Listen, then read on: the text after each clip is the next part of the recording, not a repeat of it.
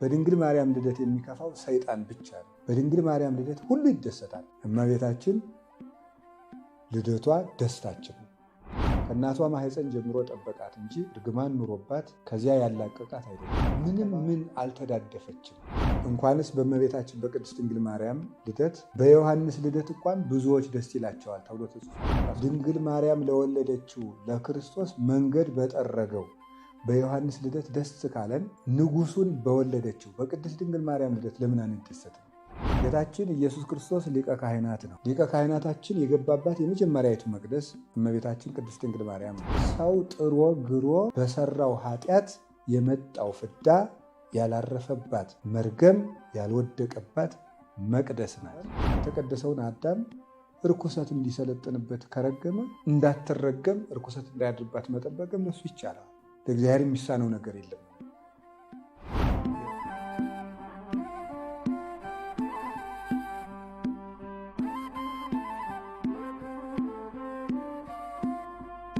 በስመ አብ ወወልድ ወመንፈስ ቅዱስ አሃዱ አምላክ።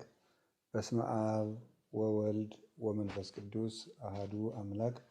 በስመ አብ ወወልድ ወመንፈስ ቅዱስ አሃዱ አምላክ አሜን።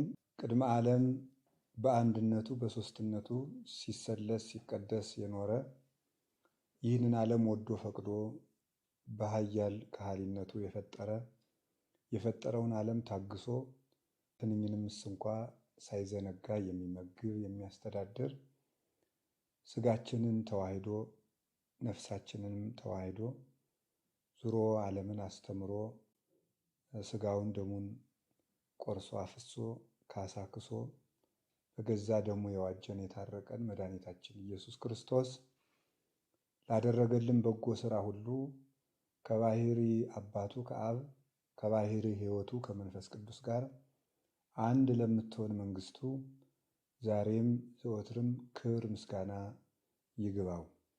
በመላው ዓለም የምትገኙ ኦርቶዶክሳውያን ሥላሴን በአካል ሦስት በባሕሪ አንድ ብላችሁ የምታምኑ ጌታችን ኢየሱስ ክርስቶስን ከሁለት አካል አንድ አካል ከሁለት ባሕሪ አንድ ባሕሪ ብላችሁ የምታምኑ የነቢያት የሐዋርያት የሰማዕታት የጻድቃን የደናግል የመነኮሳት ማኅበርተኞች የመንግሥተ ሰማያት ባለ ሀገሮች የቅድስት ድንግል ማርያም የፍቅር የአንድነት ልጆች ምዕመናን ክርስቶስ ተንሥአ እሙታን በኃይል ወሥልጣን አሰሮ ለሰይጣን አግዓዞ ለአዳም ሰላም እምይእዜሰ ኮነ ፍስሐ ወሰላም።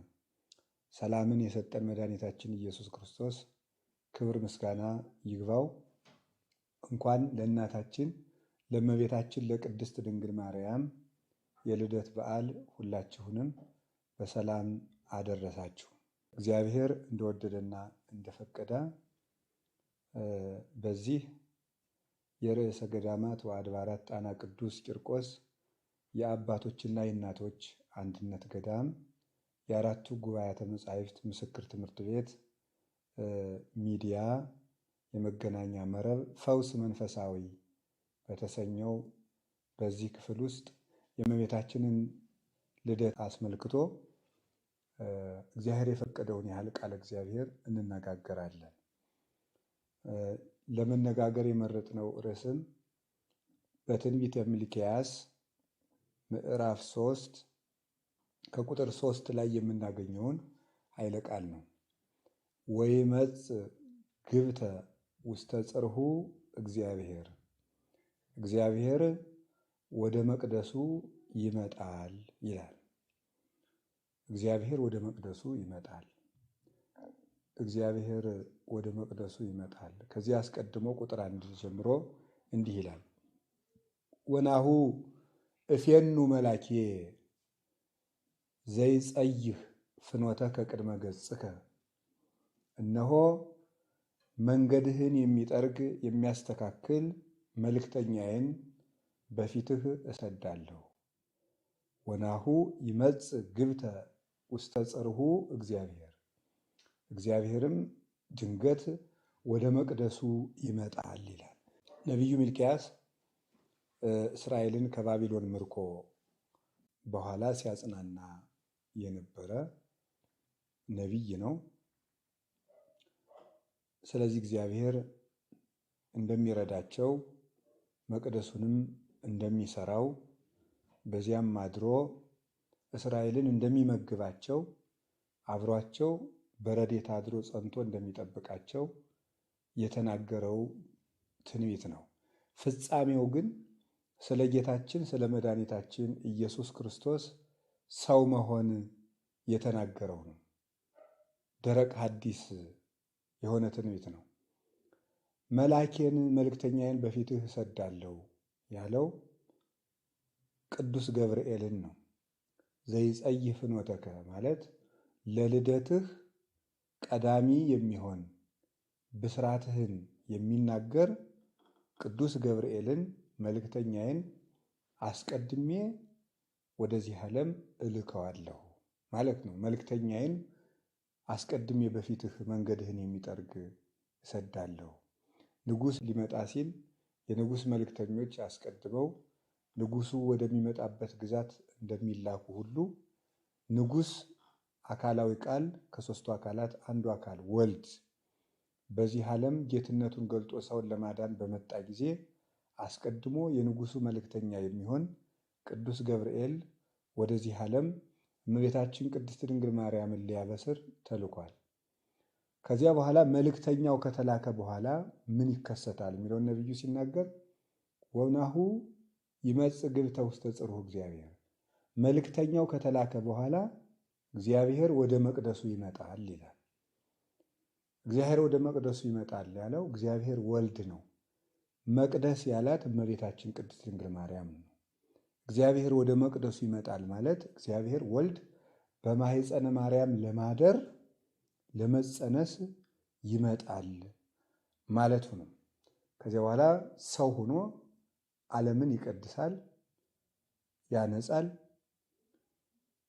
ነቢዩ ኢሳይያስ በትንቢተ ኢሳይያስ ምዕራፍ 63 ቁጥር 1 ጀምሮ እንደተናገረው ለነዳያን መጽናናትን ሊሰብካቸው፣ ዕውራንን ሊያበራቸው፣ አንካሶችን እንዲሮጡ ሊያደርጋቸው፣ ዲዳዎችን አንደበታቸውን ሊከፍትላቸው፣ ሽባቸውን ሊተረትርላቸው፣ ደንቆሮችን ቃል ሆኖ ሊያናግራቸው፣ ሙታንን ሕይወት ሆኖ ሊያስነሳቸው መድኃኒታችን ኢየሱስ ክርስቶስ ከእመቤታችን ከቅድስት ድንግል ማርያም መቅደስነት የተነሳ ተወልዶ ወደዚህ ዓለም ተገልጧል። ሊቀ ካህናት ወደ መቅደስ ገብቶ መሥዋዕት ከማቅረቡ በፊት አስቀድሞ መቅደሱ ይሰራል። ንጉሥ ከመፍረዱ በፊት ዙፋን አስቀድሞ ይሰራለታል፣ አዳራሹ ይታነጻል። ስለዚህ እመቤታችን ቅድስት ድንግል ማርያም የእግዚአብሔር መቅደስ ለመሆን የተወለደች ስለሆነች የልደቷን በዓል የምናከብረው የመቅደሱ በዓል ስለሆነ ነው።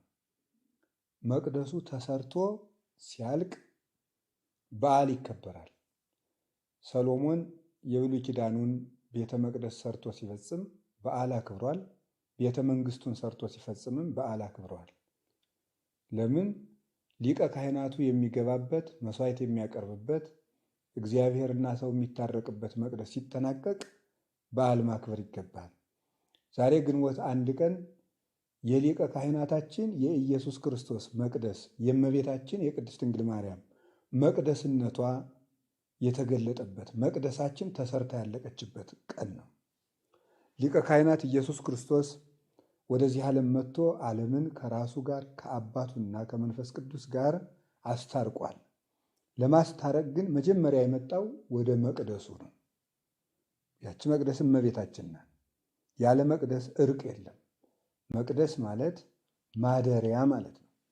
ኦሪት ዘፍጥረት ምዕራፍ 6 ከቁጥር 3 ላይ እኒህ ሰዎች ይላል የሴት ልጆች እና የቃኤል ልጆች ተቀላቅለው የወለዷቸው ራይት የሚባለው ወይም ንፍሊም የሚባሉት የቁጣ ልጆች እግዚአብሔርን ባስከፉት ጊዜ እግዚአብሔር እያሃድር መንፈሴ ስለሆኑ መንፈሴ በእነዚህ ወገኖች ላይ አድሮ አይኖርም፣ እስመ ሥጋ እሙንቱ እነሱ ሥጋ ብቻ ናቸውና ይላል። ሥጋ ብቻ ናቸውና መንፈሴ በእነዚህ ወገኖች ላይ አድሮ አይኖርም ይላል። ሰው ስጋዊ ብቻ ሆኖ የሚኖር ከሆነ መንፈስ እግዚአብሔር አያድርበትም። ስለዚህ 5500 ዘመን መንፈስ ቅዱስ ከሰው ልጆች ተለይቶ የኖረበት ምክንያት የስጋ ፈቃድ ሰልጥኖብን ስለነበር ነው። እመቤታችን ግን መቅደስ ስለሆነች እግዚአብሔር መጀመሪያ ወደ እሷ መጣ። ይኸውም ይታወቅ ዘንድ ቅዱስ ገብርኤል ሲናገር ሉቃስ ወንጌል ምዕራፍ 1 ላይ መንፈስ እግዚአብሔር ቅዱስ ይመጽእ ላዕሌኪ ወኃይለ ልዑል ይጼልለኪ፣ ቅዱስ የእግዚአብሔር መንፈስ በአንቺ ላይ ያድራል፣ የልዑል ኃይልም ይጋርድሻል ይላል። ኦሪት ዘፍጥረት ምዕራፍ 6 ቁጥር 3 ላይ መንፈሴ በእነዚህ ሰዎች ላይ አይኖርም፣ ለምን ሥጋ ናቸውና። በድንግል ማርያም ሲሆን ግን መንፈስ ቅዱስ ወደ አንቺ ይመጣል፣ የልዑል ኃይልም ይጋርድሻል። ለምን? እሷ ሥጋዊት ስላሎች ነው። ጽርህ መንፈሳዊት አዳራሽ። አዳምና ሔዋን በሥጋ ተራቀው በሕሊና ተመኝተው በአእምሯቸው ጎምጅተው ያመጡት ሥጋዊ እርግማን እና ሰዎች በፈቲው እየተናደዱ የሚሰሩት ምልዓተ ኃጢአት ስለሌለባት ነውር ነቀፋ የሌለባት መቅደስ ስለሆነች መንፈስ ቅዱስ ወደ አንቺ ይመጣል አላት። ሚልክያስ ትንቢተ ሚልክያስ ምዕራፍ 3 ላይ እግዚአብሔር ወደ መቅደሱ ይመጣል ያለውን ቅዱስ ገብርኤል መንፈስ ቅዱስ ወደ አንቺ ይመጣል ብሎ ተረጎመ። በሐዲስ ኪዳን ሰዎች የእግዚአብሔር ማደሪያ መቅደስ የሚባሉት በጌታችን በኢየሱስ ክርስቶስ ደም ከተቀደሱ ከነጹ በጥምቀት የእግዚአብሔር ልጆች ከሆኑ በኋላ ነው። አንደኛ ቆሮንቶስ ምዕራፍ 3 ቁጥር 16 ላይ የተአምሩኑ ከመ አንትሙ ታቦቱ ለመንፈስ ቅዱስ፣ እናንተ የመንፈስ ቅዱስ ማደሪያ እንደሆናችሁ አታውቅምን ይላል። ሰው በመንፈስ ቅዱስ ከተጠመቀ በኋላ የመንፈስ ቅዱስ መቅደስ ይሆናል። ለምን? ከሥጋ የተወለደ ሥጋ ነው። ጌታ ዮሐንስ ወንጌል ምዕራፍ 3 ላይ እንደነገረን እስመ ዘተወልደ እምሥጋ ሥጋ ውእቱ ወዘተወልደ እምመንፈስ መንፈስ ውእቱ። ከሥጋ የተወለደ ሥጋ ነው፣ ከመንፈስ የተወለደ ግን መንፈስ ነው ይላል። ከመንፈስ ያልተወለደ ሰው መንፈስ እግዚአብሔር አያድርበትም። እርግማን ያለበት ሰው ደግሞ መንፈስ ቅዱስ የለበትም። ስለዚህ በእኛ ላይ ቀድሞ ሥጋውያን ስለነበር ሥጋውያን አዳምና ሔዋን ሰማያዊነታቸውን ትተው ምድራዊ ኃጢአት ሰርተው እርግማን ስላመጡ ሰው ሁሉ ምድራዊ እንዲሆን ምድራዊነት እንዲሰለጥንበት ስላደረጉ መንፈሴ በእነዚህ ወገኖች ላይ ጸንቶ አይኖርም ብሎ ነበረ። እናታችን ቅድስት ድንግል ማርያም ግን የምድራውያን የአዳምና ሔዋን እርግማን የሌለባት ንጽሕት መቅደስ ስለሆነች የእግዚአብሔር መንፈስ ባንቺ ላይ ይመጣል፣ የልዑል ኃይልም ያድርብሻል ይላል። መንፈስ ቅዱስ ከእናቷ ማኅፀን ጀምሮ ጠበቃት እንጂ እርግማን ኑሮባት ከዚያ ያላቀቃት አይደለም። አቀባ ጰራቅሊጦስም ከርሰ እማ። መንፈስ ቅዱስ ከእናቷ ማኅፀን ጀምሮ ጠበቃት። ወኢረኩሰት በምንትኒም ዘፈጠራ። እሱ ካነጻት ከቀደሳትም የተነሳ ምንም ምን አልተዳደፈችም። ከመ እምጽውር ጽሩየ ገብራ።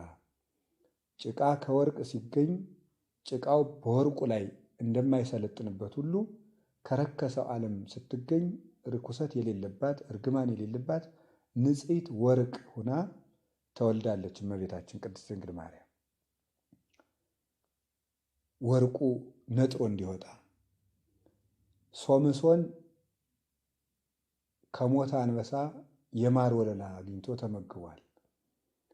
ከሞተ አንበሳ የማር ወለላ አይገኝም።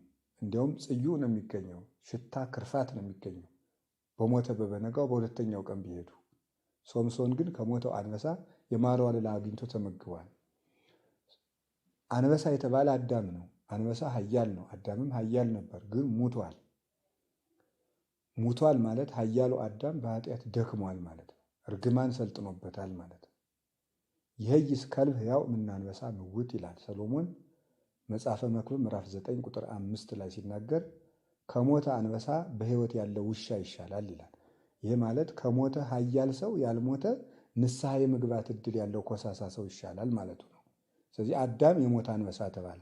ከሞተው አንበሳ ሽታ ክርፋት ሳይተላለፍበት ያልሞተ የማር ወለላ የተባለች ከተረገመው አዳም የአዳም እርግማን ሳያርፍባት የተገኘችው ንጽሕት ማር እመቤታችን ቅድስት ድንግል ማርያም ናት።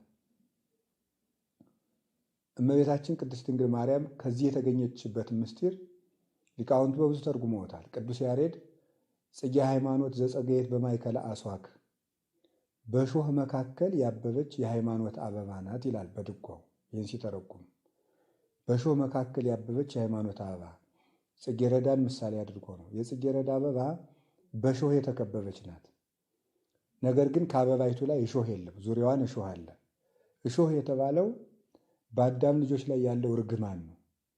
እሾሁ ያልበቀለባት ንጽሕቲቱ አበባ ግን ከእሾሁ መሃል እሾህ ሳይኖርባት የተገኘው ከተረገመው የአዳም ልጆች ባህሪ እርግማን ሳያርፍባት በመንፈስ ቅዱስ ጥበቃ የተወለደችው ንጽሕት ዘር እናታችን ቅድስት ድንግል ማርያም ናት። በኦሪት ዘጸአት ምዕራፍ 3 ቁጥር 5 ላይ እንዲህ የሚል ቃል አለ።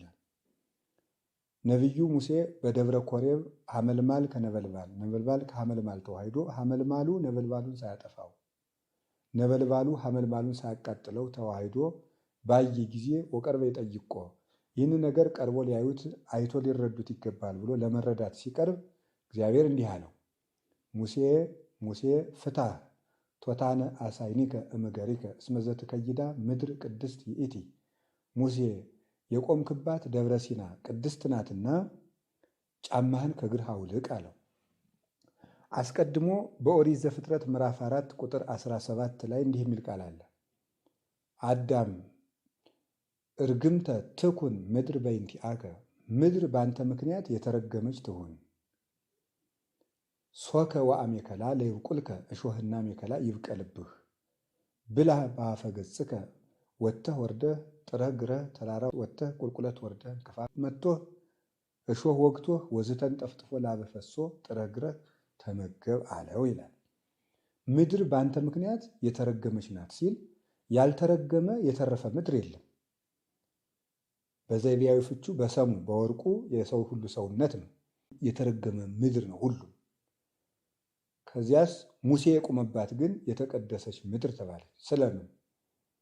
ሙሴ የኢየሱስ ክርስቶስ ምሳሌ ነው። በዕብራውያን መልእክት ላይ እንደተቀመጠው ሙሴ ለሚመጣው ለኢየሱስ ክርስቶስ ምሳሌ ሆኖ ተገልጧል። ሙሴ ከግብፅ እንዳወጣ ክርስቶስ ከሲኦል አውጥቷል። ሙሴ ከፈርዖን እንዳዳነ ጌታ ከዲያብሎስ አድኗል። ሙሴ ባህርን እንዳሻገረ ጌታ ገሃነምን አሻግሯል። ሙሴ በበትሩ ባህር እንደከፈለ ጌታ በመስቀሉ ገሃነምን ከፍሏል። ሙሴ ህብስት እንደመገበ ጌታ ስጋውን ለምዕመናን መግቧል። ሙሴ ሕገ ኦሪትን ለእስራኤል እንደሰራ ጌታ ሕገ ወንጌልን ለእስራኤል ዘነፍስ ሰርቷል። ከዚህ የተነሳ ጌታ ዳግማዊ ሙሴ ይባላል።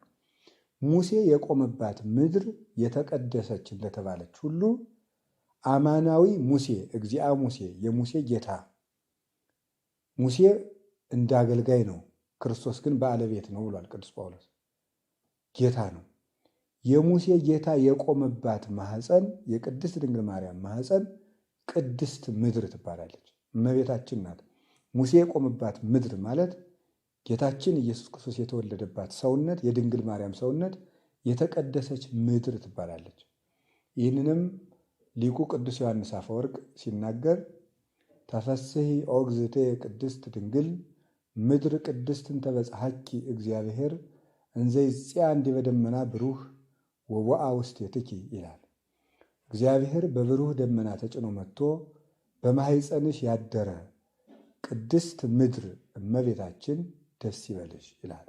ቅድስት ምድር፣ ልዩ ምድር፣ ከምድር ሁሉ የተለየች ልዩ ምድር፣ እሳቱ የሚገለጥባት፣ ሐመልማሉ ያልተቃጠለባት፣ ስጋ መለኮት ወደ መሆን ያልተለወጠባት፣ እሳቱ ያልጠፋባት ማለት መለኮት ስጋ ወደ መሆን ያልደከመባት ያልተለወጠባት፣ ከባሕሪ ጌትነቱ ያልጎደለባት ንጽሕት ምድር በጸጳጦስ ቅድስት ድንግል ማርያም ናት። ከዚህ የተነሳ እመቤታችን እርግማን ሳይገኝባት የተገኘች ቅድስት ምድር ናት። ለምን ነው ቅድስት ምድር የሆነች ሲባል መቅደስ ስለሆነች ነው። መቅደስ በመሆኗ እመቤታችን የተቀደሰች ምድር ተብላለች። መቅደስነቷም እግዚአብሔር በመቅደሱ ላይ ይመጣል ብሎ ሚልክያስ ተናገረ። ሉቃስ በወንጌሉ ተረጎመው። ይህች እመቤታችን በትንቢተ ኢሳይያስ ምዕራፍ 66 ከቁጥር 1 ላይ እግዚአብሔር እንዲህ ብሎ ተናግሮ ነበር። ሰማይ መንበሬ ወምድርኒ መከየደ እገሬ አይኑ ቤተ ተሐንጹ ለምዕራፌ። ሰማይ መንበሬ ነው፣ ምድር የእግሬ መረገጫ ናት። ለእኔ የምትሰሩልኝ ቤት ምን አይነት ነው ይላል። ለእኔ የምትሰሩልኝ ቤት ምን አይነት ነው? እግዚአብሔር ሰው በሰራው ቤት አይኖርም። ቅዱስ ጳውሎስም ግብረ ሐዋርያት ላይ ሲናገር አኮ ዘይሐድር እግዚአብሔር ውስተ ቤት ዘገብርኦ ለሰብእ፣ እግዚአብሔር ሰው በሰራው ቤት አይኖርም ይላል። ሰው በሰራው ቤት አይኖርም ማለት ዘራውራዙት በወደቀበት መርገም ባለበት ሰውነት ክርስቶስ አያድርም። ንጹሕ በሆነ ሰውነት ነው የሚያድረው። የክርስቶስ ማደሪያው ንጹሕ ነው። እግዚአብሔር የሚያድርበት ሰውነት ንጹሕ ሰውነት ነው።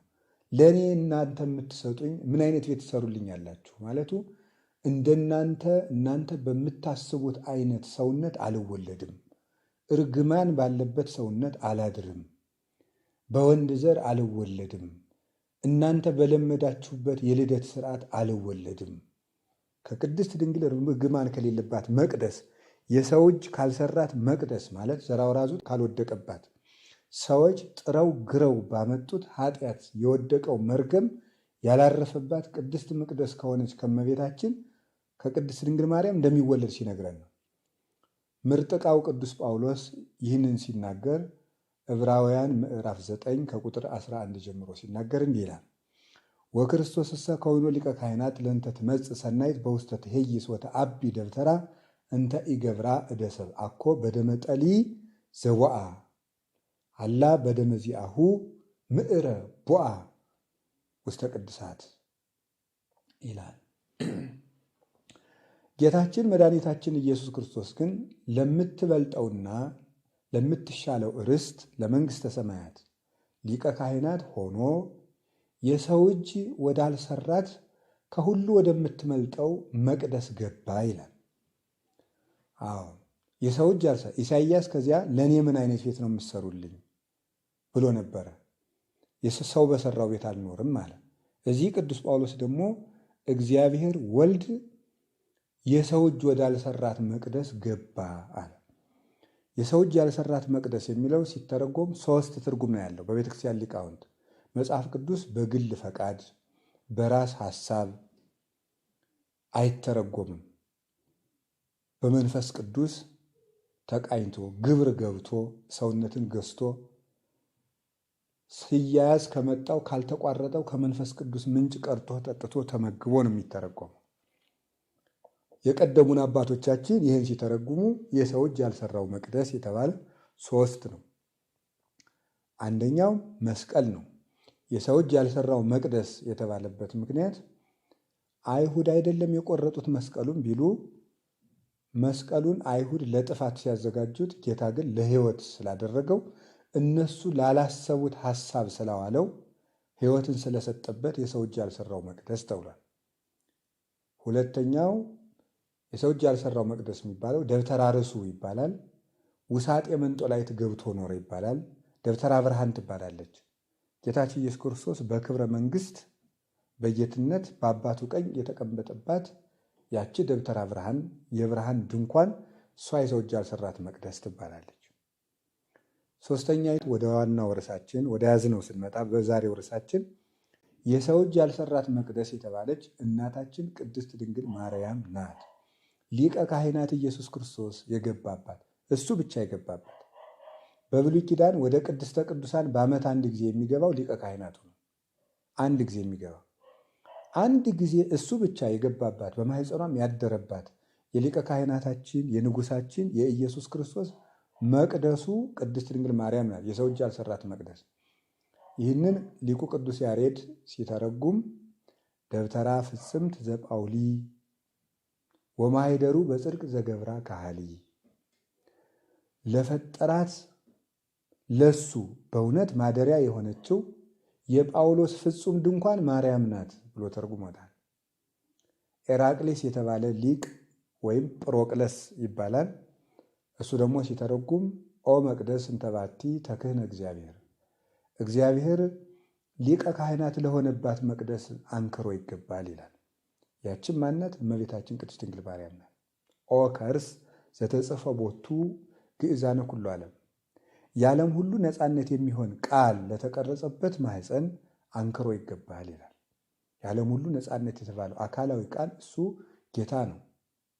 ንጉሥ የጻፈበት ወረቀት ይከበራል። የእመቤታችን ማህፀን ግን ንጉሥ ራሱ አካላዊ ቃል የተቀረጸበት ማህፀን ነው። ከዚህ የተነሳ እመቤታችን የሰው እጅ ያልሰራት መቅደስ። የሰው እጅ ያልሰራት መቅደስ የሚለው ትርጉሙ ሁለት ነው። አንደኛ የወንድ ዘር ያልወደቀባት፣ ሁለተኛ ሰው ጥሮ ግሮ በሰራው ኃጢአት የመጣው ፍዳ ያላረፈባት መርገም ያልወደቀባት መቅደስ ናት። የእመቤታችን ልደቷን የምናከብረው እውነተኛይቱ መቅደስ፣ እግዚአብሔር ሊመጣባት ያለችው መቅደስ፣ ወደዚህ ዓለም መጥቶ ሊታረቀን የሚመጣው ንጉሥ መጀመሪያ መጥቶ ያረፈባት መቅደሳችን እመቤታችን ናት። ያረፈባት ፈቂዶ ይፈውስ ትዝምደሰብ ተገምረ በማኅፀነ ድንግል ታቢኦ ለኩሉ ኃይል እለ በሰማያት ማኅደር። የሰው ልጆችን ሁሉ ላድን ባለ ጊዜ ከሰማይ ኃይላት ተሰውሮ በእመቤታችን በቅድስት ድንግል ማርያም ማኅፀን አደረ ይላል መጽሐፈ ኪዳን። ስለዚህ እግዚአብሔር ሰውን ሊያድን መጀመሪያ የመጣባት የመጀመሪያይቱ መምጫው ቅድስት ድንግል ማርያም ናት። በሐዋርያት አልመጣም፣ በእኛ በኩል አልመጣም። መጀመሪያ እግዚአብሔር ዓለምን የጎበኘባት ሰማይ ቅድስት ድንግል ማርያም ናት። ጌታችን ኢየሱስ ክርስቶስ የሕይወታችን ብርሃን ነው። ያ ብርሃን መጀመሪያ የወጣባት ተራራ ቅድስት ድንግል ማርያም ናት። ጌታችን ኢየሱስ ክርስቶስ ሊቀ ካህናት ነው። ሊቀ ካህናታችን የገባባት የመጀመሪያይቱ መቅደስ እመቤታችን ቅድስት ድንግል ማርያም ናት። ጌታችን መድኃኒታችን ኢየሱስ ክርስቶስ የሕይወታችን ራስ የሰላማችን ንጉሥ ነው። ንጉሳችን ክርስቶስ ያደረባት በእሷ ላይ ሆኖ ለእኛም ቅን ፍርድን የሰጠባት እውነተኛይቱ ሰላማዊት መንበር እመቤታችን ቅድስት ድንግል ማርያም ናት። የመለኮት መንበር ሰሎሞን ይህን ሲናገር መኃልየ መኃልይ ዘሰሎሞን ምዕራፍ 3 ከቁጥር 9 እስከ 11 እንዲህ ብሎ ይናገራል።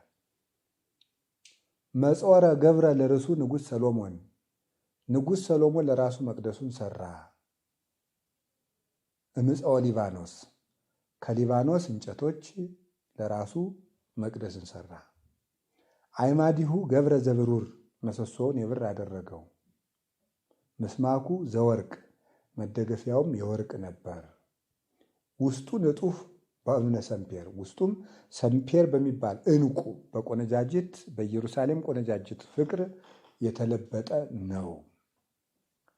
ጸአት ራያ ዋልደ ጽዮን ለንጉሥ ሰሎሞን፣ እናንተ የኢየሩሳሌም ቆነጃጅት ንጉሥ ሰሎሞንን ለማየት ውጡ ይላል። ሰሎሞን እንግዲህ አስቀድሞ ዙፋኑን ሰርቶ ለኢየሩሳሌም ሰዎች ቅን ፈርዶላቸዋል። ዘመኑም ዘመነ ሰላም ነው። 40 ዘመን በሙሉ በሰላም እስራኤልን አስተዳድሯል። ጠላት መንግስቱን ያልነቀነቀበት በሰላም የገዛ ንጉሥ ነው ሰሎሞን። ሰሎሞን ማለት ሰላማዊ ማለት ነው። የእኛ ሰላም ደግሞ የእኛ ሰሎሞናችን ለአዲስ ኪዳን ክርስቲያኖች ክርስቶስ ነው። የዮሐንስ ወንጌል ምዕራፍ 14 ላይ እንዲህ ብሎ ይናገራል። እያሃድገክሙ ጓለ እማውታ ትኩኑ፣ ድሀ አደጎች ትሆኑ ዘንድ አባት እንደሌላቸው ልጆች አልተዋችሁም።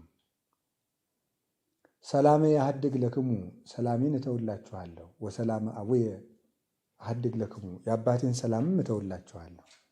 አኮ ዘከመ ይሁብ ዓለም ዘሁበክሙ፣ ዓለም እንደሚሰጠው ሰላም ያለ የሚሰጣችሁ አይደለም ብሏል። ስለዚህ የእኛ ሰላማችን ጌታ ነው።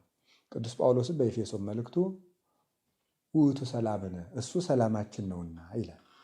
ስለዚህ የእኛ ሰላም ክርስቶስ ከሆነ ሰሎሞን ለእስራኤል ከመፍረዱ በፊት አስቀድሞ ሰላማዊ እሱ የሚቀመጥባትን ዙፋን እንደሰራ ሰላማዊ ኢየሱስ ክርስቶስ የሰላማችን ራስ ክርስቶስ ለእኛ ሰላምን ከመስጠቱ አስቀድሞ የሰላሙ ዙፋን የምትሆን መቅደሱን ቅድስት ድንግል ማርያምን ለራሱ ሰሯል። ከሊባኖስ እንጨቶች የተባሉት እናቱ ሐናና ኢያቄም በሊባኖስ ስለወለዷት ነው። አድባረ ሊባኖስ የሚባል እስራኤል ውስጥ አለ። እምሊባኖስ ትወጽእ መራት፣ ከሊባኖስ ሙሽራ ትወጣለች። ንያቤንቲያይ ሰናይት ርግቤ፣ እህቴ ሙሽራዬ ሆይ ከሊባኖስ ነይ ወደ እኔ ብሎ ሰሎሞን በመኃልየ መኃልይ ሰሎሞን እንደተናገረ ከሊባኖስ ስለተወለደች ሰሎሞን ከሊባኖስ እንጨቶች አልጋ ሰራ ማለት ሰላማዊ ክርስቶስ በሊባኖስ ከነበሩ በአድባረ ሊባኖስ ከኖሩ ከእመቤታችን ከቅድስት ድንግል ማርያም ከሐናና ከኢያቄም ቅድስት ድንግል ማርያምን አስገኘ። ሰሎሞን ዙፋኑን ለራሱ ሰራ። በሰሎሞን ዙፋን የሰሎሞን ተከታዮች አይቀመጡም። መኳንንቱ መሳፍንቱ አይቀመጡም። ሰላማዊ ክርስቶስ በተወለደባት ማኅፀንም ፍጡር አልገባባትም። የእሱ ብቻ ዙፋን ናት።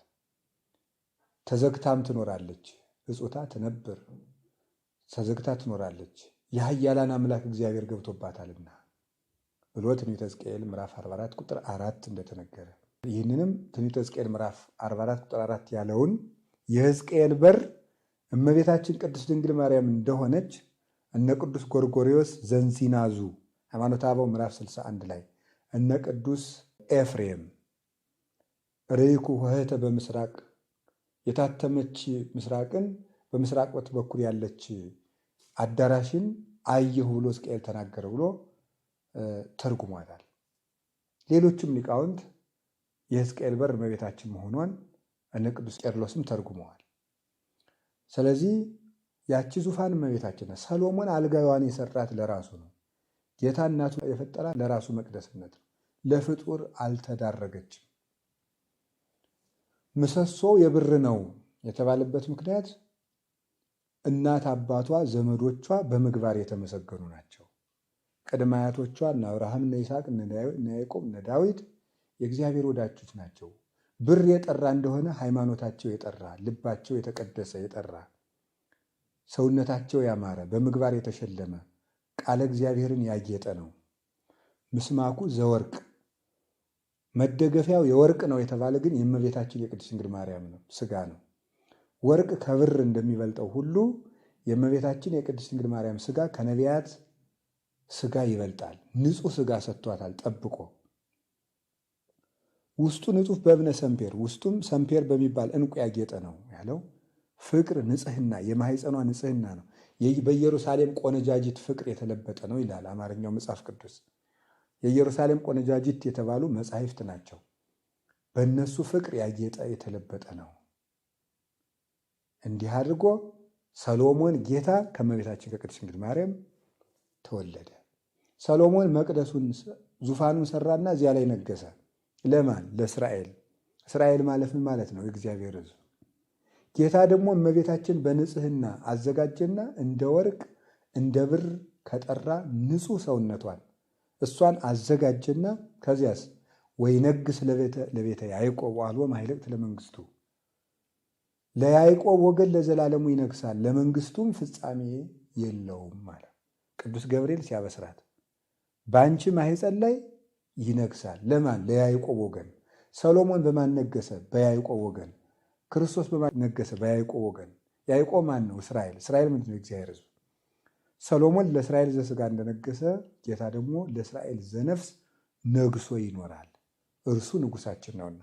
ስለዚህ ንጉሥ ክርስቶስ ሊገባባት እንኳንስ ለሰማያዊ ንጉሥ ለምድራዊ ንጉሥ መንገድ ተጠርጎ እንቅፋት ተለቅሞ እሾሁ ተለቅሞ ጎድጓዳ ተሞልቶ ተራራ ተደልድሎ አዳራሽ ተነጥፎ ሽቱ ተረፍርፎ ንጹሕ ቤት ተጠርጎ ይጠብቀዋል። ጌታችን ኢየሱስ ክርስቶስ ንጉሥ ነውና እሱ ሲመጣ እሱ የሚያድርባት ሰውነትም ንጹሕ አዳራሽ ንጽሕት አዳራሽ መሆን ነበረባት። ለዚህ ነበረ ተወልደ በተድላ መለኮት ይላል ጎርጎርዮስ ዘኑሲስ ሲናገር፣ ቅዱስ ያሬድም በድጓው በልደት ንጓው ይናገራል። ለመለኮቱ በሚገባ ልደት ተወለደ ይላል። ለመለኮቱ የሚገባ ማለት ለንጹሕ ባህሪው ንጽሕት አዳራሽ ታስፈልገው ነበር።